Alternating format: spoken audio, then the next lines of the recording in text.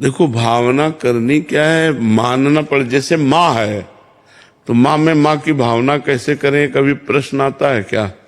क्योंकि वो हमारी माँ है। तो शास्त्रों में, संतों ने, भगवान ने गुरु स्वरूप की महिमा का वर्णन किया है। भगवान ही गुरु रूप में आते हैं। बंदो गुरुपद कंज, कृपा सिंधु नर रूप हरि। मैं गुरुदेव भगवान के चरण कमलों की वंदना करता हूं, जो कृपा सिंधु हरि ही नर रूप में आए हैं, जिनके वचनों के प्रकाश से अज्ञान अंधकार का नाश हो जाता है। वो साक्षात परब्रह्म, गुरुर् ब्रह्मा गुरुर्विष्णु गुरुर्देव महेश्वरा, गुरु साक्षात परब्रह्म तस्मै श्री गुरुवे नमः। तो हमें शास्त्र की बात माननी पड़ेगी, संतों की बात पर श्रद्धा करना पड़ेगा, ये मानना पड़ेगा कि गुरुदेव भगवान हमारे ब्रह्म हैं, गुरुदेव भगवान हमारे भगवान हैं। जैसे देखो, हम मान करके ही तो पाषाण मूर्ति में भगवान की आराधना करते हैं। एक छवि ले लिए, छाती से लगाए घूम रहे हैं, तो उसको भक्ति भाव नहीं आ जाता, प्रेम आ जाता है। जब एक छवि में, अष्टधातु की मूर्ति में, पाषाण मूर्ति में, काष्ठ मूर्ति में हम भावना कर लेते हैं कि मेरे भगवान हैं, तो मुझे अनुभव होने लगता है कि मेरे भगवान हैं। उनको भोग लगाते हैं, पाते हैं, बड़ा आनंद आता है और वास्तविक उसकी सदगति हो जाती है।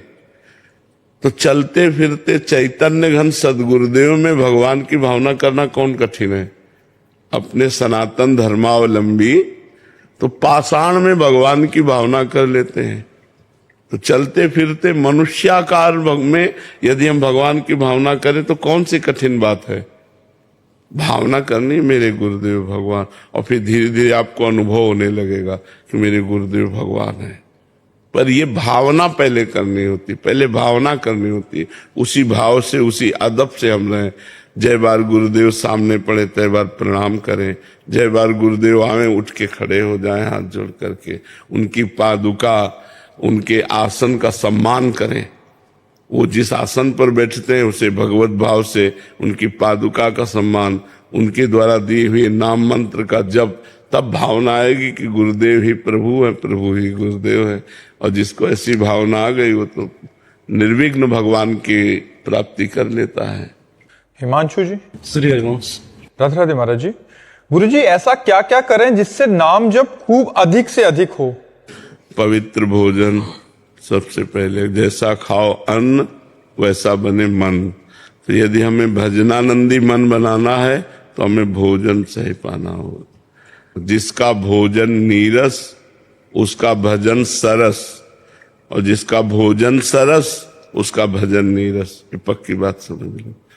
भोजन रूखा सूखा खाए के ठंडा पानी पियो। भजन के लिए तो रोटी दाल सब्जी इतना साधारण बनाओ, भगवान को भोग लो। यदि आप बाजारू चीजें अच्छी से अच्छी जो बनी हुई हैं और ये स्वास्थ्य के लिए हानिकारक हैं, तो 10 दिन बराबर पाओ, फिर देखो तुम्हारी हालत क्या है, तुम्हारे मन की हालत क्या है, तुम्हारे लीवर की हालत क्या है, तुम्हारे पेट की हालत क्या है। कौन सी ऐसी बाजार की वस्तु है जो आपको सुखद लगती है पर परिणाम में सुखद होनी चाहिए? आज बुद्धि शुद्ध ना होने के कारण पिए जा रहे हैं, खाए जा रहे हैं, बस जो मतलब जैसे। तो भजन के लिए सबसे पहला कदम भोजन